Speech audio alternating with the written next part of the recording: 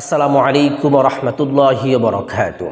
সম্মানিত দর্শক, যে সমস্ত যুবক ভাইদের বা যে সমস্ত বিবাহিত পুরুষদের উত্তানজনিত সমস্যাটা রয়েছে, আপনার সময় মতো শক্ত হয় না, শক্ত হলেও আবার দ্রুত নুয়ে যায়, আপনার বিশেষ অঙ্গের রোগগুলো একেবারেই ঢিলাঢালা হয়ে গেছে, এখন আর আগের মতো শক্ত হচ্ছে না, আগে যেই পরিমাণ শক্ত হতো এখন তার 10 ভাগের 1 ভাগও হচ্ছে না, এই সমস্ত সমস্যায় যারা ভুগতেছেন তাদের জন্য আজকে আমি একদম সহজলভ্য একটি ভেষজের কথা বলবো। সেই ভেষজটি যদি আপনি নিয়মিত ব্যবহার করতে পারেন, ইনশাআল্লাহ আপনার এই বিশেষ অঙ্গের রোগগুলো সতেজ হবে এবং আগের থেকে 10 গুণ পরিমাণ শক্ত হবে।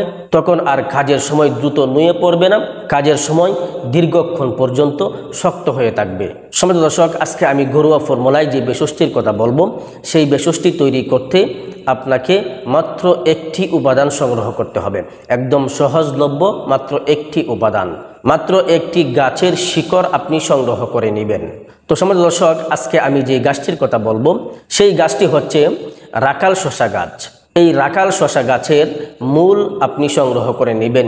এই রাখাল শসা গাছের আপনি মূল যে শিকড়টা, সেই শিকড়টা আপনি সংগ্রহ করে নেবেন। এই শিকড়টাই আপনাকে ব্যবহার করতে হবে। তো কোন পদ্ধতিতে আপনি ব্যবহার করবেন, এই ব্যবহার করার নিয়মটা কি? ব্যবহার করার নিয়ম হচ্ছে, এই রাখাল শসা গাছের শিকড়টা আপনি তুলে নিয়ে আসবেন, পরিষ্কার পরিচ্ছন্ন পানি দিয়ে আপনি ভালো করে ধুয়ে নেবেন। ধুয়ে আপনি পানি দিয়ে হালকা হালকা পানি দিয়ে আপনি এটাকে পাটা পোথার মধ্যে আপনি ভালো করে পিষে নেবেন, অথবা সেচনি দিয়ে ভালো করে সেচে নেবেন। সেচে এগুলোকে একদম মিহিন করে নেবেন, একদম মাখনের মতো বানিয়ে নেবেন। মাখনের মতো বানিয়ে আপনার বিশেষ অঙ্গের মধ্যে আপনি মালিশ করবেন।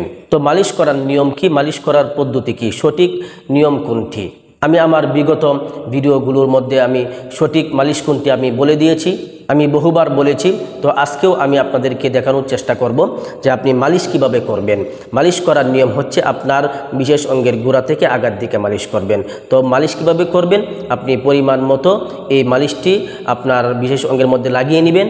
লাগিয়ে আপনি এই 2টা আঙ্গুল দিয়ে আপনি এভাবে ধরবেন, ধরে গোড়া থেকে আগার দিকে মালিশ করবেন।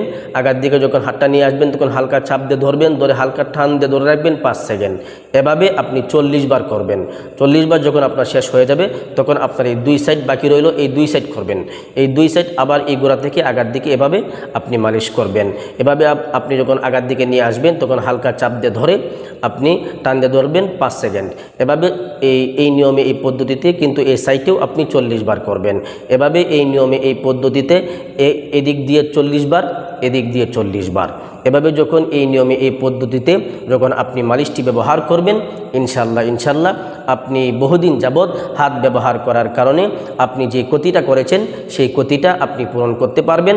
আপনি বিভিন্ন খারাপ জায়গায় গিয়ে আপনার বিশেষ অঙ্গের যে ক্ষতি করেছেন, সাইজের যে অনেকটা ক্ষতি হয়ে গিয়েছে, সেই ক্ষতিটা আপনি পূরণ করতে পারবেন।